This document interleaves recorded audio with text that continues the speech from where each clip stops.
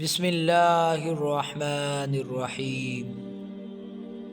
عبیدہ بن عمر رضی اللہ تعالی عنہ کہتے ہیں کہ ایک آدمی کے 3 دوست تھے۔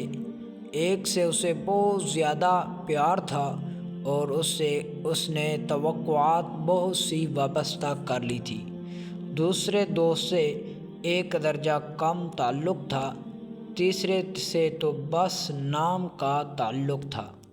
ایک دفعہ وہ شخص مصیبت میں گرفتار ہو گیا تو مدد کے لیے اپنے سب سے پیارے دوست کے پاس گیا اور اسے کہا کہ مجھ پر مشکل وقت آیا ہے، آپ میری مدد کریں۔ اس نے کرارا جواب دے دیا، بلکہ پہچاننے سے بھی انکار کر دیا اور کہا کہ آپ کسی اور کے پاس جائیں۔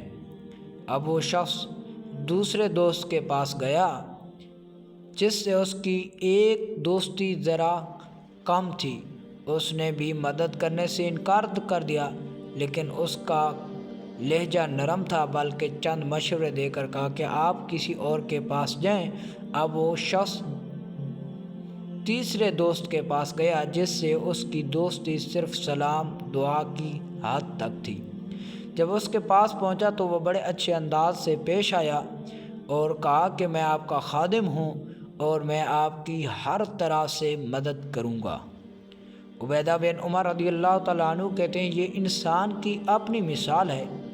پہلا دوست اس کا مال ہے، دوسرا اہل و عیال اور دوست احباب، تیسرا اس کے اعمال ہیں۔ انسان سب سے زیادہ اپنے مال سے محبت کرتا ہے، اس کے بعد اہل و عیال سے، اور سب سے کم سے اپنے اعمال سے ہوتی ہے۔ لیکن جب فوت ہو جاتا ہے تو سب سے پہلے اس کا مال اسے چھوڑتا ہے۔ رشتہ دار اور دوست احباب اسے قبر تک پہنچاتے ہیں، اور بس قبر میں اگر کام آتے ہیں تو صرف اس کے اعمال۔ یاد رکھیں دوستو، نیک عمل اور نیک کام قبر میں کام آئیں گے۔